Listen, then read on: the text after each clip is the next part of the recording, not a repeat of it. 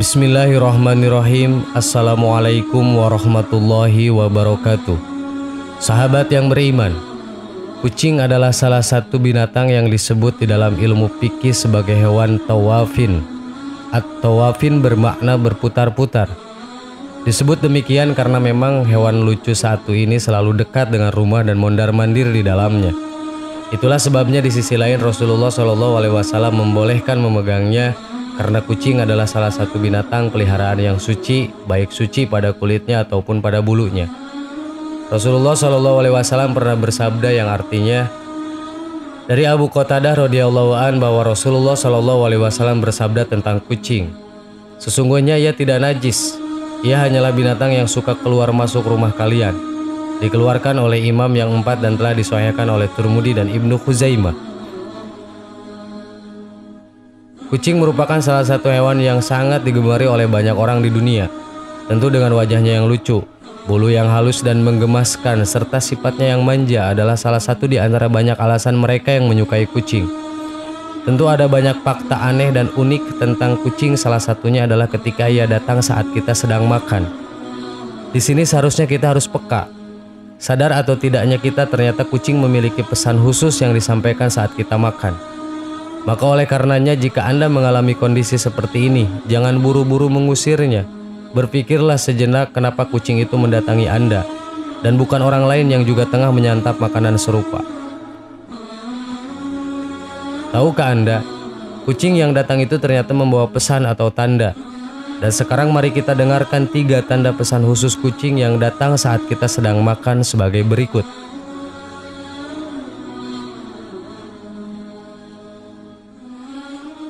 Pesan pertama,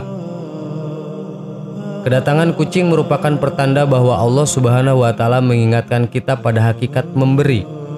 Semua rezeki yang kita dapat bukan sepenuhnya hak kita. Ada hak-hak orang lain yang seharusnya kita keluarkan, seperti zakat fitrah dan zakat harta yang wajib dikeluarkan. Tanpa menunaikan hal ini, tentu kita sebagai umat Islam belum menjalankan semua aturan yang harus ditegakkan. Dalam konteks, kucing yang datang saat makan mengingatkan kita bahwa karunia Allah yang kita terima juga harus dibagi dengan makhluk lain. Artinya, dalam makanan yang kita santap, ada rezeki untuk kucing yang seharusnya kita berikan. Pesan kedua, memberi makan kepada makhluk Allah termasuk kucing merupakan kebaikan. Sesuai firman-Nya, Allah akan melipat gandakan satu kebaikan dengan 10 kali lipat kebaikan, terlebih jika kita memberikannya dengan ikhlas. Jika berbuat baik pada manusia, seseorang kerap menginginkan balasan serupa dari orang lain. Namun tidak demikian jika manusia berbuat baik kepada kucing. Hewan ini tentu tidak bisa membalas apa yang sudah kita berikan terhadapnya. Ketika membagi makanan dengan kucing, manusia belajar bagaimana rasanya memberi dengan penuh keikhlasan. Tindakan inilah yang seharusnya kita lakukan ketika memberi sesuatu kepada orang lain.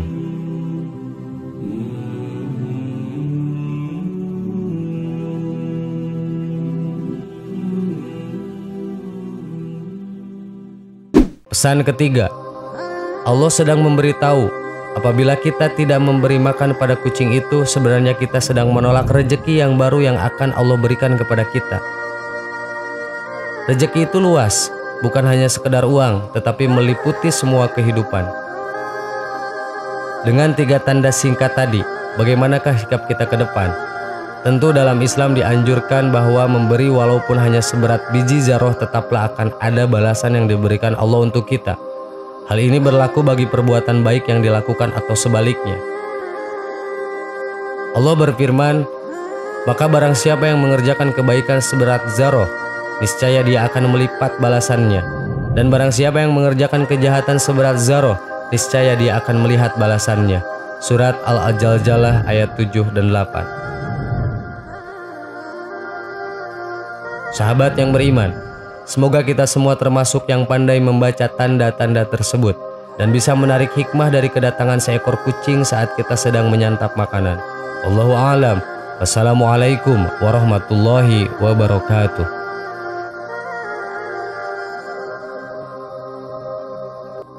Bismillahirrahmanirrahim. Assalamualaikum warahmatullahi wabarakatuh.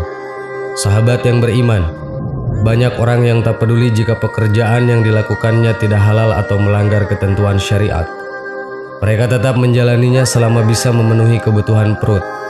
Mudah terlena akan kenikmatan dunia yang hanya sesaat. Mencari kekayaan sebanyak-banyaknya untuk memenuhi keinginan yang tidak pernah habis. Manusia terus mencari kekayaan tanpa mempedulikan dari mana harta itu, apakah halal atau haram. Bahkan ada ungkapan yang lebih membuat miris, yaitu cari yang haram saja susah apalagi cari yang halal. Seperti itulah kenyataan yang terjadi di tengah masyarakat kita, terutama dalam urusan mencari rezeki. Tak banyak yang mau peduli dengan ketentuan syariat. Hal ini seperti apa yang pernah disabdakan oleh Nabi Muhammad SAW. Akan datang suatu zaman di mana manusia tidak lagi peduli dari mana mereka mendapatkan harta, apakah dari usaha yang halal atau haram. Hadis riwayat Bukhari. Pekerjaan apa sajakah itu? Berikut adalah pekerjaan akhir zaman yang masih banyak dikerjakan. 1. Suap menyuap. Sering kita mendengar hal-hal yang berbau suap, bahkan yang seharusnya halal tapi bisa menjadi haram karena suap. Beberapa contohnya ketika masuk sekolah, universitas, ataupun pekerjaan, orang rela membayar sejumlah uang agar mereka dapat diterima. Ini sudah termasuk praktek suap menyuap. Dari Ibnu Umar radhiyallahu anhu, ia berkata, Rasulullah SAW melaknat yang memberi suap dan yang menerima suap. Hadis riwayat Tirmidzi. 2. Zina. Miris saat ini ketika zina sudah menjadi pekerjaan. Mereka berdalih dengan susahnya mendapat pekerjaan, akhirnya melakukan perzinahan untuk dapat menghidupi dirinya dan keluarganya. Dan janganlah kamu mendekati zina. Sesungguhnya zina itu adalah suatu perbuatan yang keji dan suatu jalan yang buruk. Quran Surat Al-Isra ayat 32. Mendekati zina saja tidak boleh, apalagi melakukannya. Dari Abu Hurairah, ia berkata, Rasulullah SAW bersabda, apabila seseorang berzina maka iman keluar darinya, maka ia wajib menjaga diri dari berbuat zina, dan apabila dia berhenti dari berbuat zina maka iman kembali kepadanya. Hadis riwayat Abu Daud. 3. Riba. Definisi riba menurut para ulama adalah sebagai berikut: suatu akad atau transaksi pada barang tertentu yang ketika akad berlangsung tidak diketahui kesamaannya menurut ukuran syariat, atau adanya penundaan penyerahan kedua barang atau salah satunya.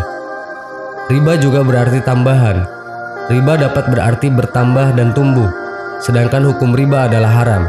Sebagaimana firman Allah Subhanahu wa Ta'ala dalam Quran Surat Al-Baqarah ayat 275 yang artinya, padahal Allah telah menghalalkan jual beli dan mengharamkan riba.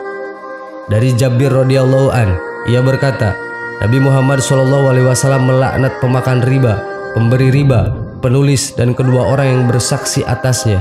Ia berkata, mereka itu sama saja. Hadis riwayat Muslim. Bahkan pelaku riba sama saja mengumumkan perang pada Allah dan Rasul-Nya. Adakah peluang untuk menang? Tentu tidak. Hal ini sebagaimana firman Allah Ta'ala dalam Quran Surat Al-Baqarah ayat 279 yang artinya, maka jika kamu tidak mengerjakan atau meninggalkan sisa riba, maka ketahuilah bahwa Allah dan Rasul-Nya akan memerangimu. Dan jika kamu bertobat dari pengambilan riba, maka bagimu pokok hartamu, kamu tidak menganiaya dan tidak pula dianiaya. Sahabat yang beriman, oleh karena itu, sebisa mungkin kita meninggalkan pekerjaan yang menyangkut hal-hal tersebut, baik itu riba, zina, maupun suap menyuap. Bertakwalah kepada Allah dan berserah diri padanya. Insya Allah petunjuk akan datang dan kita akan diberi rezeki yang lebih baik oleh Allah Subhanahu wa Ta'ala. Amin. Wallahu a'lam. Assalamualaikum warahmatullahi wabarakatuh.